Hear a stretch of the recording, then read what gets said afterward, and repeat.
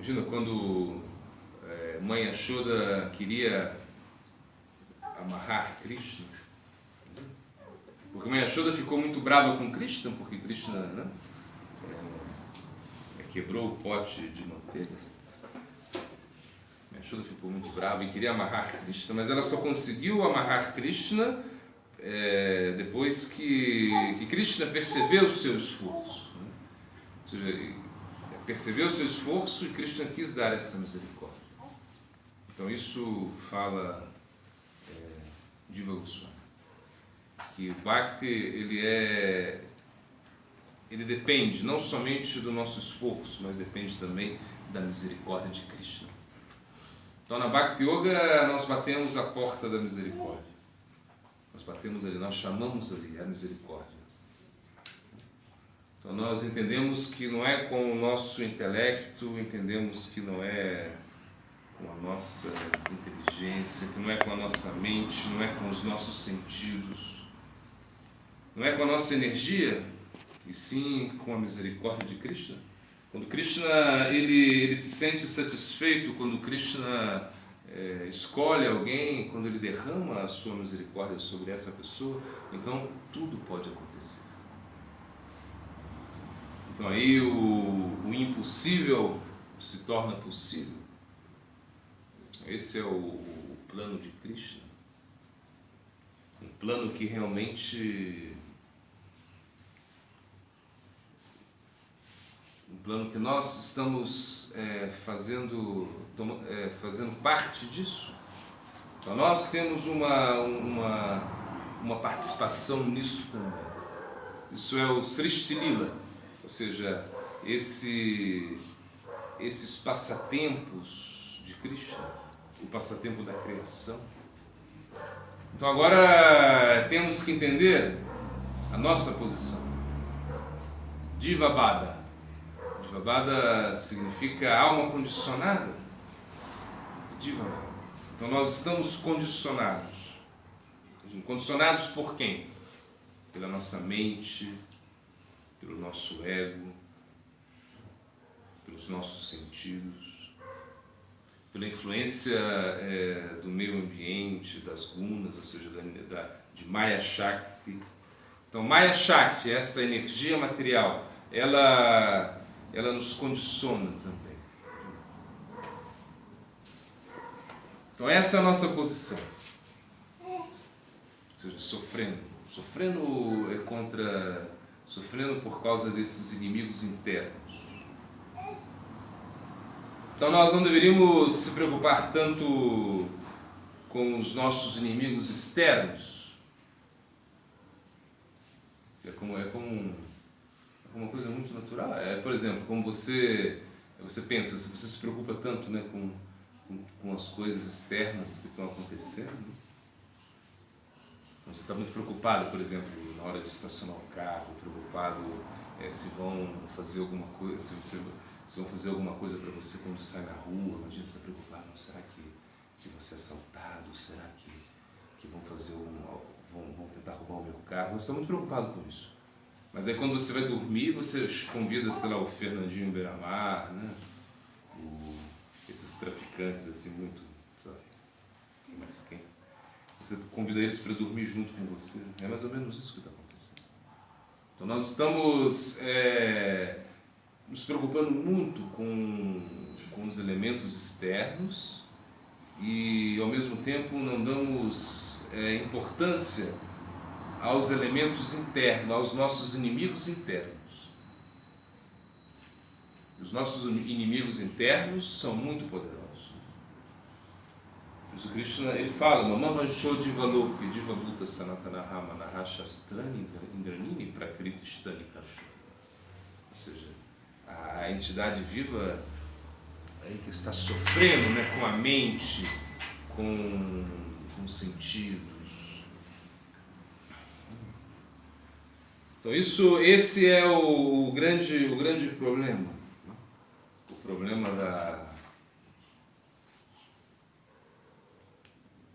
da interação da alma com o Linga Sharira, ou seja, com um corpo sutil.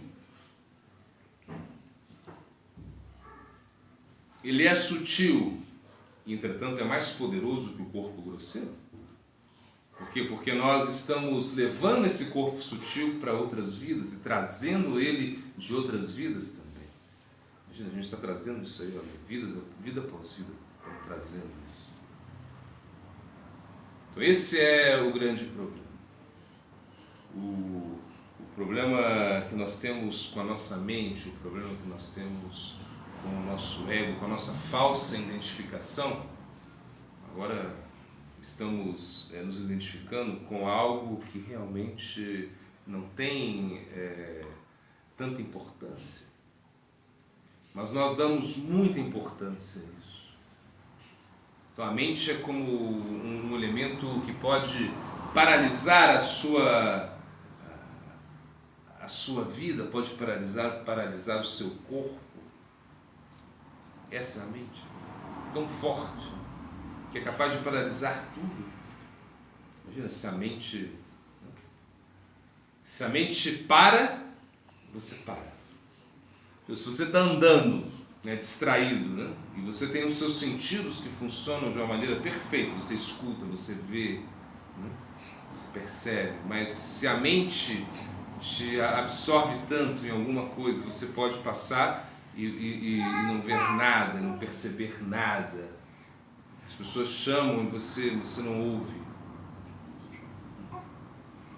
É algo assim. Por isso que se fala, Indranini paramyahu, Indriyevyaha paramanaha, Manasastu parabudi, Jobudi paratastusa. Ou seja, que na verdade se fala que os sentidos são superiores aos objetos dos sentidos.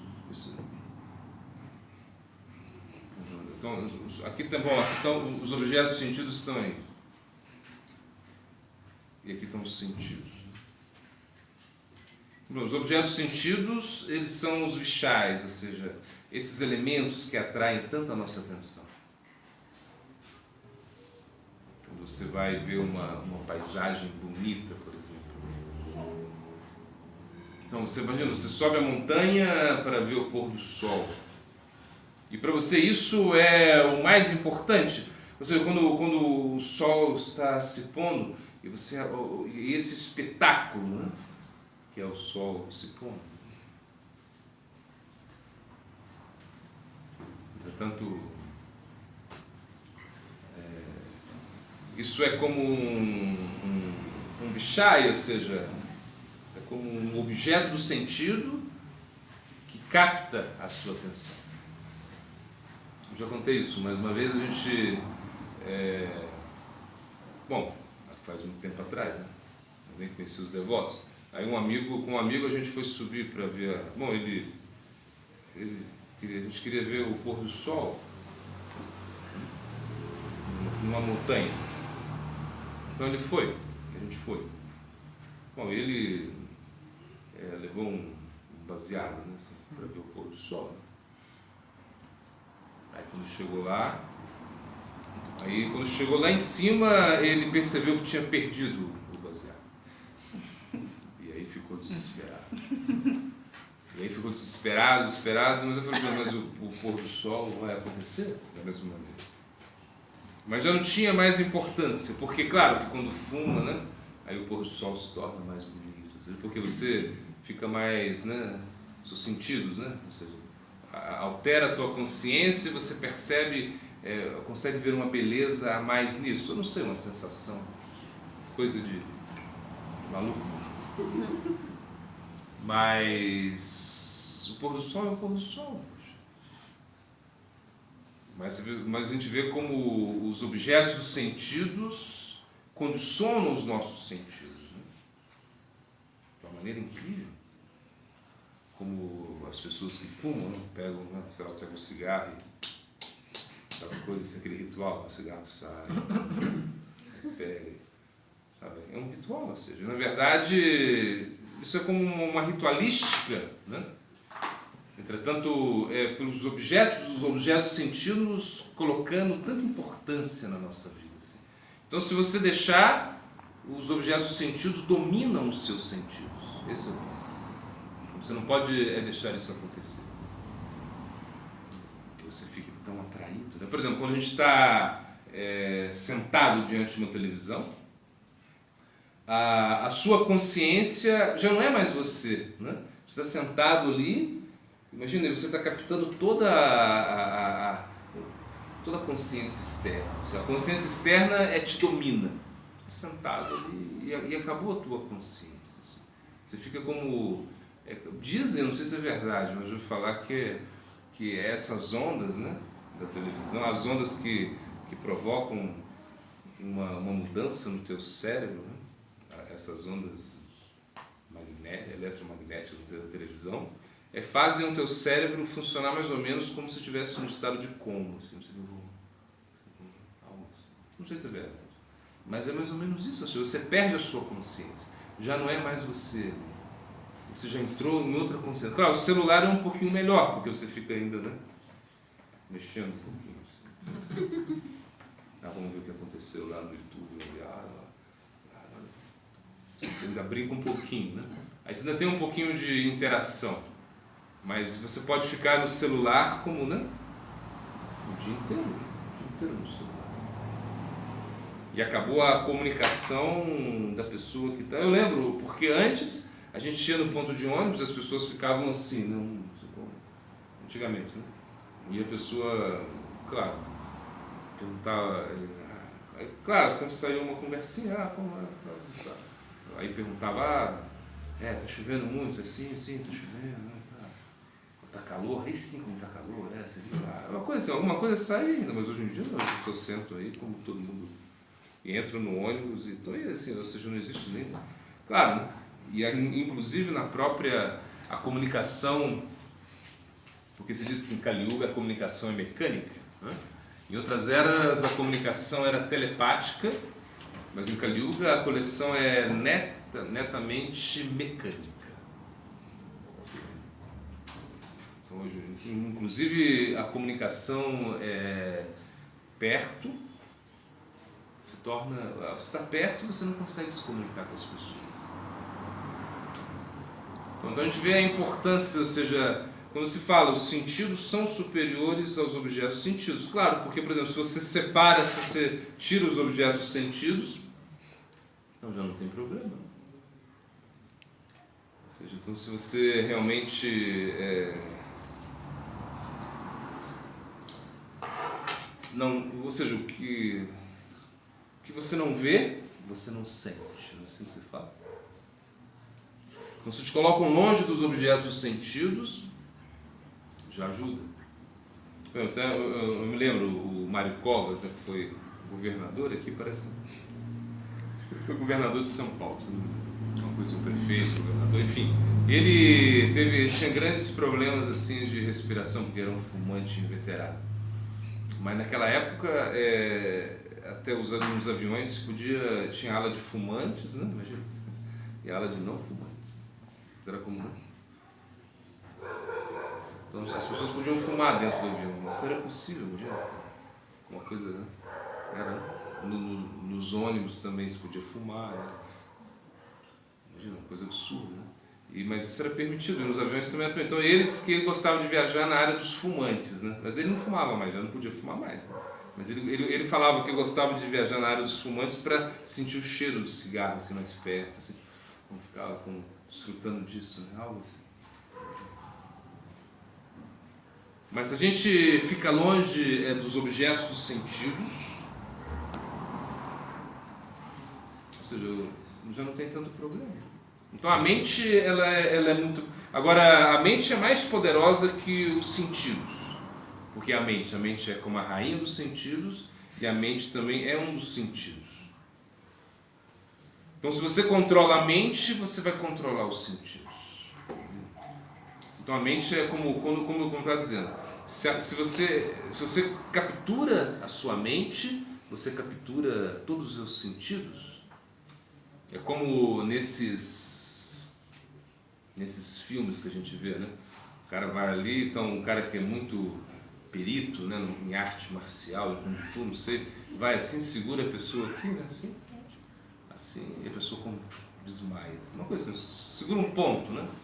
Um ponto aí que ele segura, já não dá soco, não dá chute, não, só segura a pessoa assim. É a pessoa já. É algo assim. Se você controla a mente, você vai controlar os sentidos, vai controlar os objetos dos sentidos. Agora, se a mente está descontrolada, então você vai começar a viver no plano do manodharma, ou seja, da invenção mental. E a invenção mental é muito perigosa, por quê? Shuka dukkha pradurga niyaha. Ou seja, ela está criando felicidade e infelicidade. Né?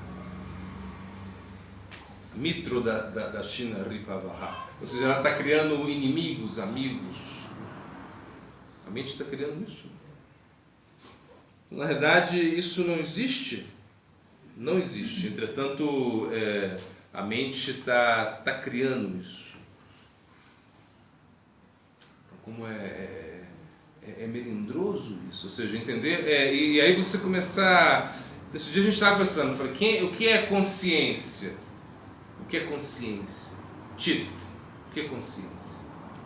Então as pessoas diziam, consciência, não sabiam dizer o que era consciência. Ou seja, a consciência é espírito, ou seja, as pessoas não conseguem discriminar a mente, da inteligência, do ego, da consciência. Acham que consciência é diferente de alma, ou seja, não conseguem. Não. Isso é o que nós chamamos de Shankya Yoga. Shankya significa literalmente contar. Ou seja, que se você discrimina, né, você entende o que é a mente, entende como funciona a mente. É Shankalpa, Vikalpa, a mente sempre aceitando e rejeitando, isso é mente. Sempre te levando para o futuro, para o passado, mente. Sempre fazendo você sofrer. E também fazendo você ser feliz um pouco. É a mente. Então entender isso é um desafio, entender o que é a mente, entender o que são os sentidos, o que é inteligência. Isso faz parte da nossa responsabilidade, porque nós temos um corpo humano, entretanto esse corpo humano ele é muito especial para nos levar à liberação. E a gente tem que saber o que está acompanhando o nosso corpo humano. Então, por isso, entender que existe esse corpo sutil que é tão forte. Né? Como eu falei, a mente é tão poderosa que pode criar coisas. Uma vez eu escutei uma história, não sei se é verdade, mas diz que os caras estavam conversando no bar, assim, bebendo no bar, assim, aquela coisa toda, né? E aí veio uma coisa assim, um desafio assim que eu não falava, eu não tenho medo de nada, coisas assim de boteco, né? Que não tenho medo de nada, que não sei o que. Aí o cara falou, então tá, se você não tem medo de nada, vamos fazer um teste então, assim, que amanhã a gente vai colocar um objeto, né, num túmulo do cemitério, né? E a gente vai vir aqui e à meia-noite você vai lá e vai pegar esse objeto pra gente. Uma coisa assim. Porque justamente de dia você não tem medo de nada, nada. Assim como assim, à noite a energia que fica, né? Aí você já tem um certo medo. Então a ideia era essa, ir no cemitério. Eles foram no cemitério, colocaram um objeto num túmulo determinado, né? E falaram para o rapaz que não tinha medo de nada. Falaram, então você vai lá e à meia-noite se encontraram, então agora você vai lá e pega esse objeto. Esse objeto está lá no túmulo tal. Explicaram para ele como chegar. E eles ficaram esperando ele voltar. Então ele foi, né? Foi caminhando lá para pegar o objeto e passou 1 hora, não voltou, passou 2 horas, não voltou, passou 3 horas, não voltou. Eles ficaram, acho que ele desistiu, né? E foram dormir. Só que no outro dia eles receberam a notícia assim, que o cara tinha morrido no cemitério. É o que aconteceu. Eles colocaram um objeto no túmulo, né? Determinado túmulo. E quando o cara foi pegar à noite, imagina aquela coisa toda, e quando ele foi pegar o objeto, assim no túmulo, né? Havia um galho, assim, sabe? E o galho enroscou na camisa dele. Então, imagina à noite o que ele pensou, né? Que alguém estava. Como é o. Uma vez também eu fui, na época eu fui jogar basquete na Epicar, que é em Barbacena. Então ali é como uma escola preparatória de cadetes do ar. Então os caras entram ali e eles vão sair assim como tenentes, né? E vão aprender a pilotar aviões, assim, uma coisa assim. Bom, é aeronáutica.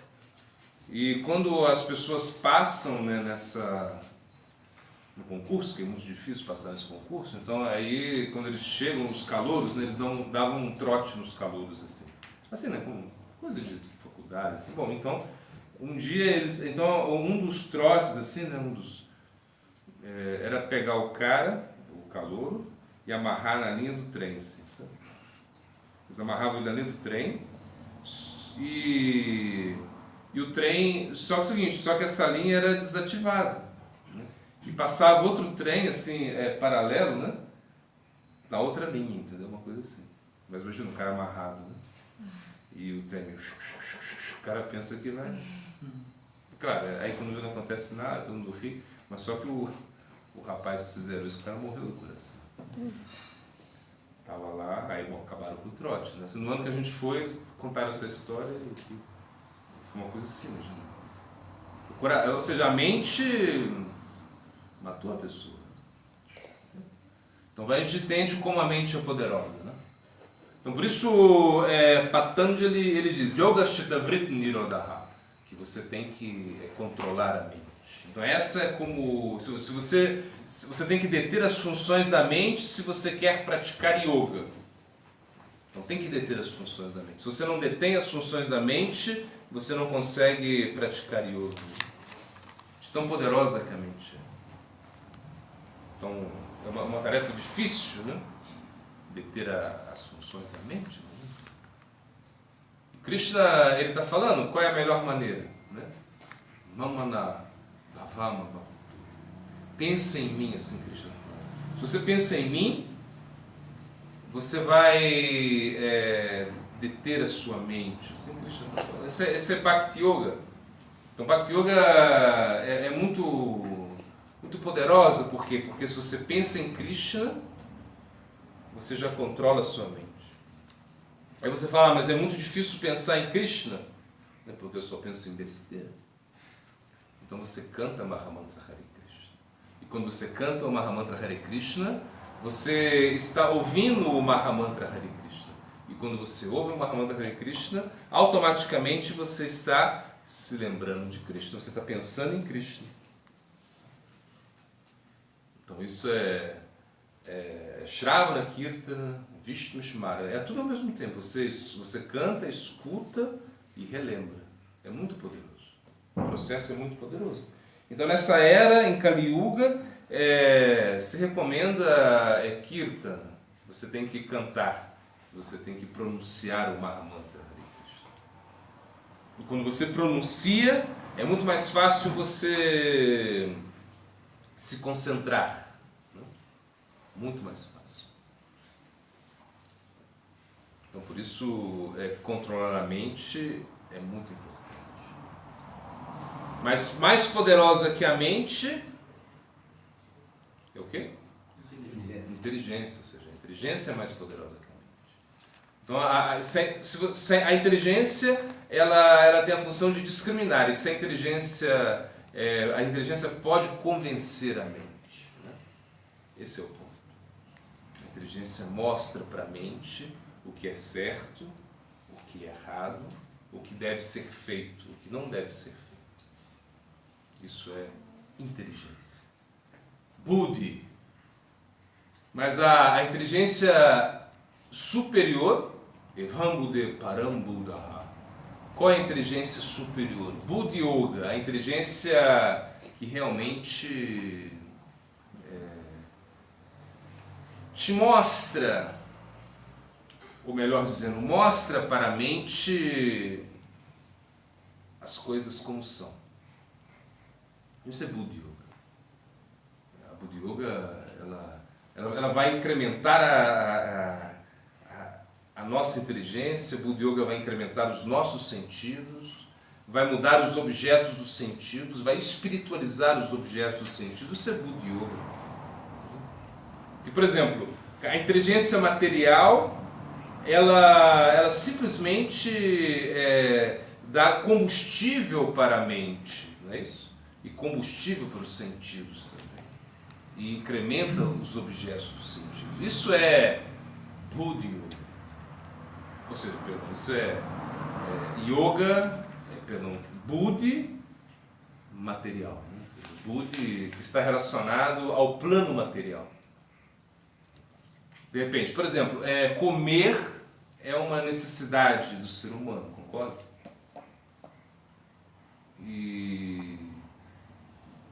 Mas nós vemos assim a quantidade de restaurantes, a quantidade...